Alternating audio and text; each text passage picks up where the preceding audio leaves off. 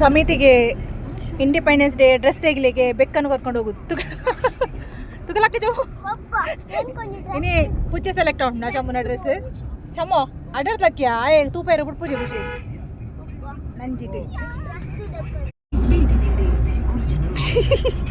Blackie Blackie ಒಂದೆರಡು ದಿನಸಿ ಸಾಮಗ್ರಿ ಆಗಬೇಕು. ಹಾಗೆ ಸ್ಮಾರ್ಟ್ ಪಾಯಿಂಟಿಗೆ ಬಂದ್ವಿ. ಫ್ರೈಡೇ ಬರಲಿಕ್ಕಾಗಲಿಲ್ಲ, ಫ್ರೈಡೇ ಅವರಿಗೆ ಟೈಮ್ ಇಲ್ಲ ಇತ್ತು. ಹಾಗೆ ನಾನು ಹುಡುಕ್ತಾ ಇರೋದು ಪುಟ್ಟು ಹುಡಿ ಉಂಟಲ್ಲ, ಅದು ಹುಡುಕ್ತಾ ಇದ್ದೇನೆ. ಎಷ್ಟು ಹುಡುಕಿದ್ರೂ ಸಿಗೋದಿಲ್ಲ, ಯಾಕೆಂತ ಹೇಳಿದರೆ ಇಲ್ಲಿ ಇಲ್ಲವೇ ಇಲ್ಲ.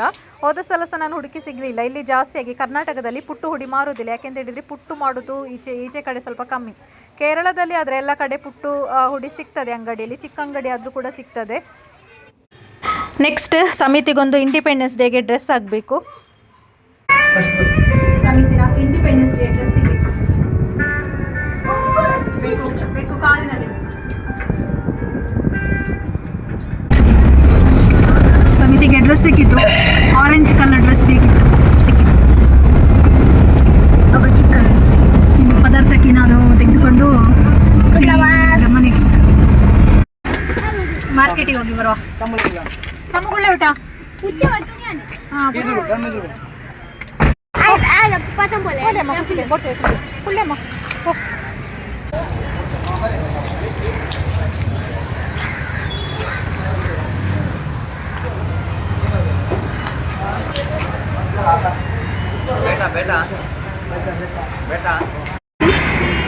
ಮತ್ತೆ ಮೀನು ಕಟ್ ಮಾಡ್ಲಿಕ್ಕೆ ಕೊಟ್ಟಿದ್ದೆ.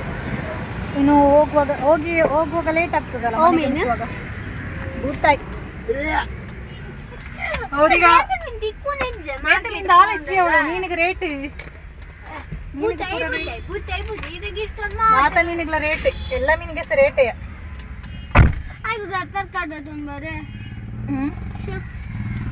ಅವಳಿಗೆ ಭೂತಾಯಿ ಆಗುದಿಲ್ಲ. ನಿಂಗೆ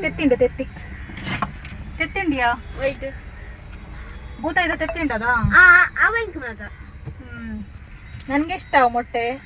ಇವಾಗ ನಾನು ಮೊಟ್ಟೆ ಅವರಿಗೆ ಕೊಡ್ತೇನೆ, ಯಾಕೆಂತ ಹೇಳಿದ್ರೆ ಅವರು ಭೂತಾಯಿ ತಿನ್ನುವುದಿಲ್ಲ ಅಲ್ಲ, ಅದಕ್ಕೆ. ನಮ್ಮದು ಕಿಚನ್ ಕ್ಲೀನಿಂಗ್ ಆಗ್ತಾ ಉಂಟು. ಇವತ್ತು ಸ್ವಲ್ಪ ಡೀಪ್ ಕ್ಲೀನ್ ಮಾಡುವ ಅಂತ. ಆಟಿ ತಿಂಗಳಲ್ಲಿ ಫುಲ್ ಒಮ್ಮೆ ಕಸ ಎಲ್ಲ ಹೊರಗಡೆ ಹಾಕ್ಲಿಕ್ಕೆ ಉಂಟಲ್ವಾ, ಇಲ್ಲದಿದ್ದರೆ ಕ್ಲೀನ್ ಮಾಡಿದ್ರೆ ಆದರೆ ಎಷ್ಟು ಡೀಪ್ ಆಗಿ ಕ್ಲೀನ್ ಮಾಡಲಿಕ್ಕೆ ಆಗೋದಿಲ್ಲ ಅಲ್ಲ ಡೈಲಿ ಕೆಲಸ ಇರುವಾಗ. ಇವತ್ತು ಅದಕ್ಕೆ ಅಂತ ಒಂದು ಸ್ವಲ್ಪ ಟೈಮ್ ತೆಗೆದಿದ್ದೇನೆ. ಕ್ಲೀನ್ ಮಾಡುವ ಫುಲ್ ಕಿಚನ್ ಒಂದೊಂದೇ ಕ್ಲೀನ್ ಮಾಡುವ ಅಂತ. ಈ ಥರ ಕಿಟಕಿ ಮಾತ್ರ ಕ್ಲೀನ್ ಮಾಡಲಿಕ್ಕೆ ಉಂಟಲ್ಲ, ಈ ಥರ ಬ್ಯಾಕ್ ಕಿಟಕಿ ಇದ್ದರೆ ಸ್ವಲ್ಪ ಕಷ್ಟ ಕ್ಲೀನ್ ಮಾಡಲಿಕ್ಕೆ. ಕರೆಕ್ಟಾಗಿ ಕೈ ಹೀಗೆ ಎಡೆಗೆ ಹಾಕಿ ಕ್ಲೀನ್ ಮಾಡಬೇಕು. ಕ್ಲೀನ್ ಮಾಡಲಿಕ್ಕೆ ಕಷ್ಟ ಆಗ್ತದೆ.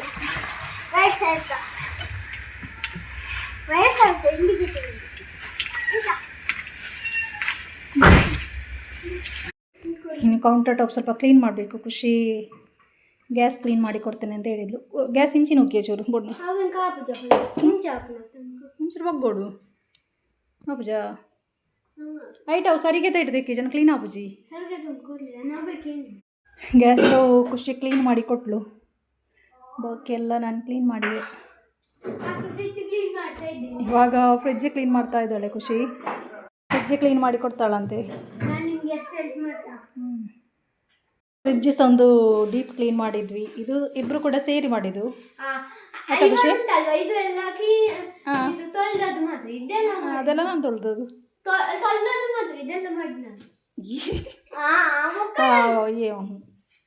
ನಾನು ಸಹ ಮಾಡಿದ್ದೇನೆ ಆಯ್ತಾ.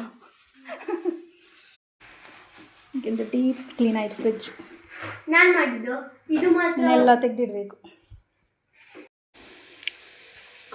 ಕಣಯ್ಯ ಕೊಡ್ತೀವಿ ಉಂಟೆ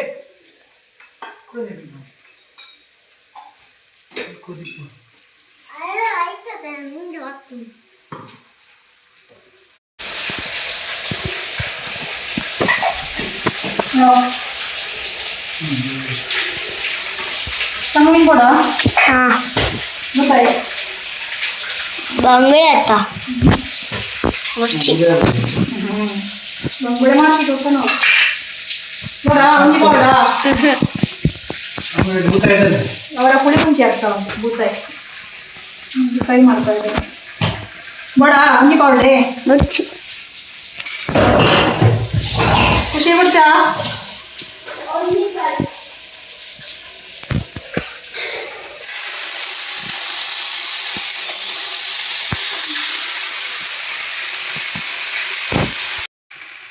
ಫ್ರೈ ಇಲ್ಲಿ ಪುಳಿ ಮುಂಚೆ ಆಗ್ತಾ ಉಂಟು ಸ್ವಲ್ಪ. ನಿನ್ನೆ ತಂದದ್ದು ಸ್ವಲ್ಪ ಫ್ರಿಜ್ಜಲ್ಲಿ ಇಟ್ಟಿದ್ದು ಪುಳಿ ಮುಂಚೆ ಮಾಡುವ. ಹಾಗೆ ಇವತ್ತು ಕಿಚನ್ನ ಕೆಲಸ ಎಲ್ಲ ಆಯಿತು. ಕಿಚನ್ ಡೀಪ್ ಕ್ಲೀನ್ ಮಾಡಿದೆ, ಒಮ್ಮೆ ಎಲ್ಲ ನೀಟಾಗಿ ಆಯಿತು.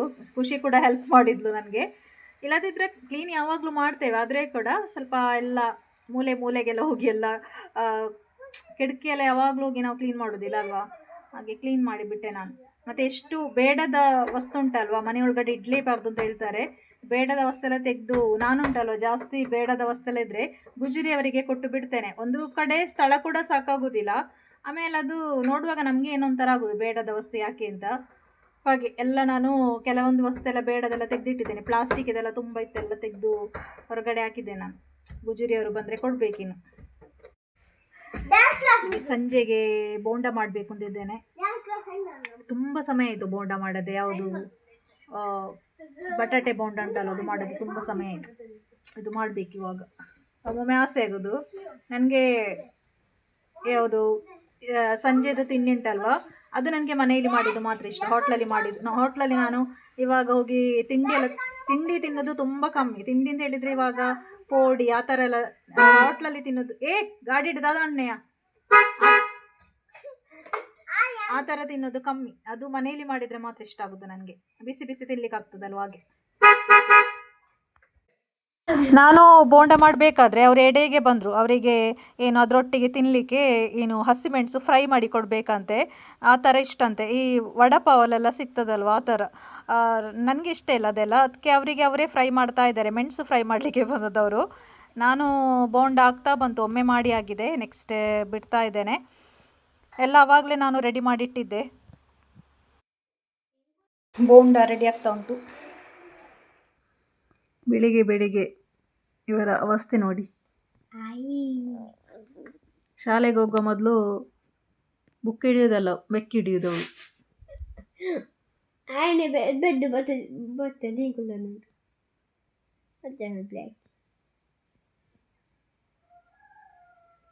ಯಾಕೆ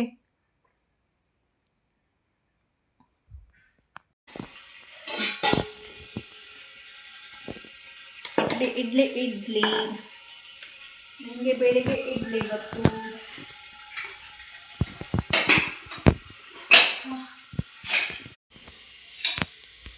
ಇಡ್ಲಿಗೆ ಪದಂಗೆ ಕಶ್ಪು ಆಗಬೇಕು. ಪದಂಗೆ ಕಶ್ಪು ಆಗಬೇಕು. ಪಚ್ಚೆಸು ಪದಾರ್ಥ ಬೇಯಿಸಿಟ್ಟಿದ್ದೇನೆ, ಗ್ರೈಂಡ್ ಮಾಡಿಟ್ಟಿದ್ದೇನೆ ಎಲ್ಲ. ಪದಂಗೆ ಮುಖ್ಯ ಆಗ್ತದೆ.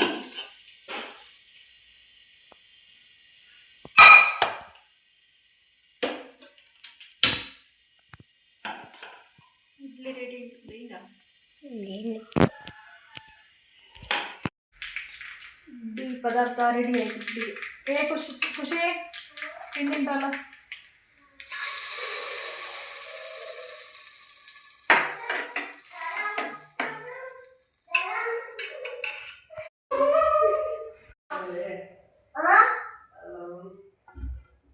ಖುಷಿ ಚಮ ಇಡ್ಲಿ ಉಂಟ್ರಲ್ಲ.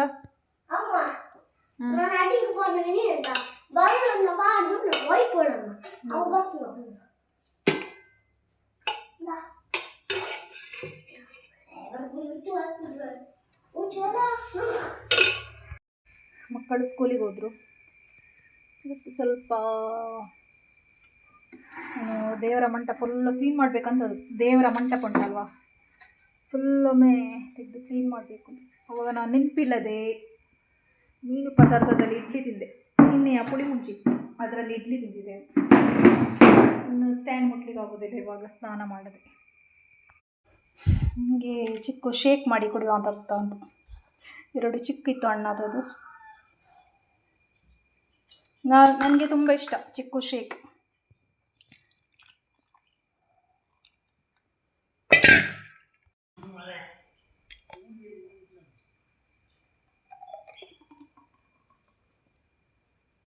ಐಸ್ ಕ್ಯೂಬ್ ಹಾಕುವ. ಐಸ್ ಕ್ಯೂಬ್ ಹಾಕಿದರೆ ಮಾತ್ರ ಒಳ್ಳೆಯದಾಗುತ್ತೆ, ಇಲ್ಲದಿದ್ದರೆ ಒಳ್ಳೆಯದಾಗೋದಿಲ್ಲ. ನಾನು ಮತ್ತು ತಂಗಿ ಉಂಟಲ್ವ, ಮೊದಲು ಹೋಟ್ಲಿಗೆ ಹೋದರೆ ಕೆಲಸ ಬಿಟ್ಟು ಬರುವಾಗ ಒಮ್ಮೊಮ್ಮೆ ಯಾವಾಗಲಲ್ಲ ಚಿಕ್ಕು ಶೇಕ್ ಕುಡಿಯೋದು. ನಮ್ಮ ಫೇವ್ರೆಟ್ ಚಿಕ್ಕು ಶೇಕ್.